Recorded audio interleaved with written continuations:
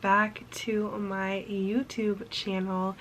I am making kind of a different video, which I am so excited about, but I really want to talk about something for just a few moments before we hop in. And I've been really obsessed with the kind of trend, put badly, the kind of trend that has been going around with a more raw version of Christianity that I have loved seeing.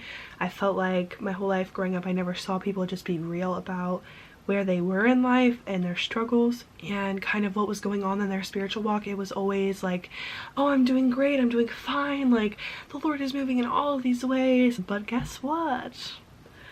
We are not perfect people, so we can't expect to have perfect walks with Christ. But today I kind of wanted to open up a new chapter and theme in how I go about studying the Word, and I feel like I don't have a lot of people who I see do videos like this, and I've been recently inspired by this really cool YouTube channel that I'll link below.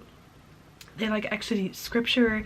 They're two women. I think it's awesome, and it's really inspired me to be like, wow, okay, I would love to not even just walk through scripture with you guys, which I would love to do also, but just to like sit and kind of share the different ways that I've been trying and learning how to study the Word.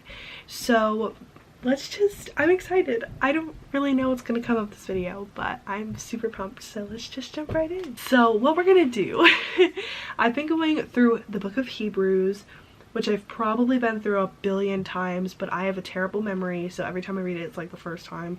Hebrews 3 today. It is 19 verses, and if I get confused or stuck on something, we'll use this commentary, but for the most part, we're going to be using this little cutie today. I'm going to kind of get into what I do normally. Every time I'm about to read my Bible, I will open up in a word of prayer and just kind of pray for my eyes to be open to see what the Lord has for me, for my heart to receive it, and that's kind of the note I like to start on when I start studying my Bible. So I'm gonna pray.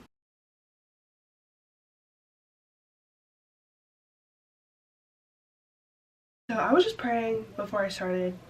Loved it. So my mirror is very prominent and I love it. I just kind of want to cover my whole mirror. I love it covered and just kind of all of that.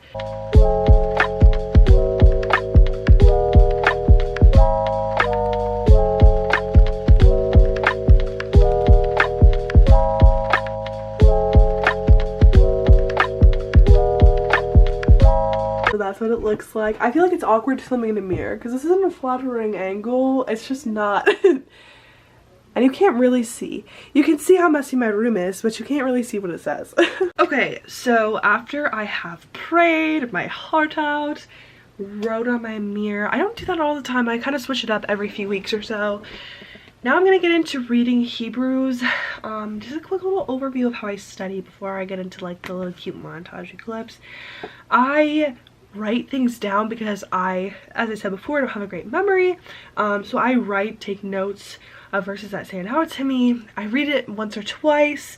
I highlight or underline things, try to make connections, try to, you know, apply things to my life, which is something I've been wanting to do more of, which I haven't. And one of the biggest things I've been doing recently is taking what I've read and then doing a daily challenge for myself that I will write down. I was going through a few chapters in Daniel last week, slash a little bit this week, and I wrote down challenges that pertain to what I read and just reminding myself different things. I will be completely transparent because I'm a super honest person. I don't have a problem telling people things the way they are. I've been really struggling balancing kind of things I believe growing up. Not even things I believe growing up. I have a firm foundation. I know what I believe and why I believe it. I feel like I'm struggling with letting certain ideas go as I get older and kind of having harsh judgments towards people who live a certain way because of the fact that I was raised this way. And so it's hard for me to kind of see different Christian walks be so different, if that makes sense. grew up thinking there's one perfect way, kind of what people say, like you do it this way, the ABCs of Christianity, and that's how you do it. So now seeing so many different people, social media, people in real life just come say like, this is me, I'm broken, this is how this should be, is so cool, and something that I definitely believe in and think that we should be broken and we should bear another's burdens, and we're gonna be messy, broken people. So I was just praying about how I'm messy and broken and God is perfect, so all of my relationships are going to be messy because I'm a messy person. So why should I expect my walk with Christ to be perfect when I am still me? Not perfect. I can never reach his level of perfection, so I'm going to do my best to be Christ-like, but I can't obtain perfect Christianity, if this makes any sense to you. So that's kind of what I've been kind of going through in my mind and struggling, like, if you don't read the Bible one day, God's gonna like smite you or something. He's not. But I have all these things kind of ingrained into my mind. So I've really been working through that and trying to challenge myself in different ways, not to allow the pleasures of the world to overcome the vast, great, amazing love of Christ in my heart and mind. Been going through Hebrews, which is really great. It talks about exalting, you know, Jesus is greater than the angels. Jesus is awesome. We need to pay attention to our faith.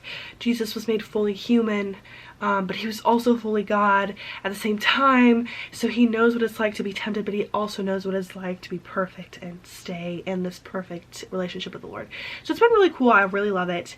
Today, apparently, we're learning how Jesus is greater than Moses and a warning against unbelief, which I'm really excited about. So as I kind of get into it, we have our candle going, everything is set up, we have our commentary, and I'm excited to dive in. So I take my glasses off so I can really, you know, get into the text, and I'm so pumped.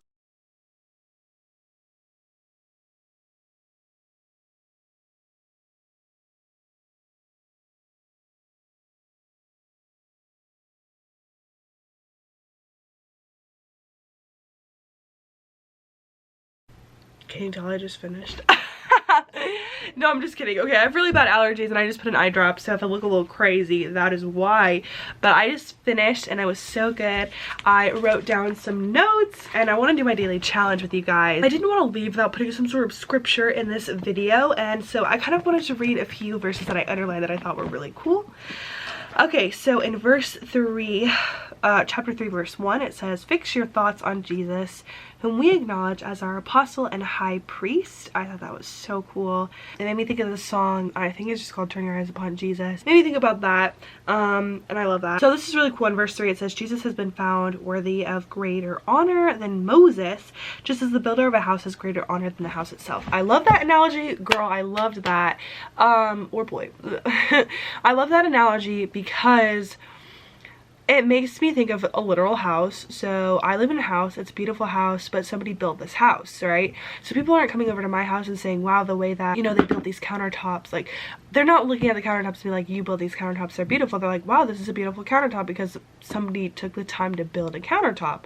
I didn't build it. I appreciate the countertop that's there, and I think it's pretty, and I appreciate its beauty, but I didn't build the countertop. It makes me think of a house, like the structure of a house, the beams, like all of that. And God builds us as houses, or he built the world as a house, and we live in the world, and we get the privilege to live in the world and the privilege to see the beauty that he created. But we are just houses. We're not the builder of the house, we're just the houses who kind of are just vibing and like, wow, look how beautiful the world is that we live in, because our creator built this world. So I don't know, it just was cool. I thought it was cool. Verses 12 and 13 are really good. It says, "See to it, brothers and sisters, that none of you has a sinful, unbelieving heart that turns away from the living God. Encourage one another daily, as long as it is called today, so that none of you may be hardened by sin's deceitfulness." I love that. I love that. I love that. It was such pretty, like, wording. I thought it was really cool, and it gave me a daily challenge. So I wanted to do the daily challenge with you guys today, and we are going to take some time to encourage encourage other believers. So this is not just my daily challenge, this is going to be our daily challenge. So today I encourage you to reach out to somebody who is a believer and to just encourage them and to just say that you love them, that you're praying for them, maybe pray for them, you know, just encourage another believer. I think that would be really cool. To the end of this video. Hi. I hope you guys enjoyed. This was fun for me to make, and it really kind of lit a passion in me to make more content like this, and I'm super excited. I know it was kind of long-winded at points, but it still made me really excited to talk about something that I'm passionate about, and that is literally my whole life. And I'm excited to share more of that with you guys as we go on. I did not film an outro, so that's why you're seeing this busted little child right here. And I also realized the whole video was filmed from a down angle, which made me look like this the whole time. So I hope you enjoyed. And I hope you guys have a great rest of your day, and I will see you in the next one.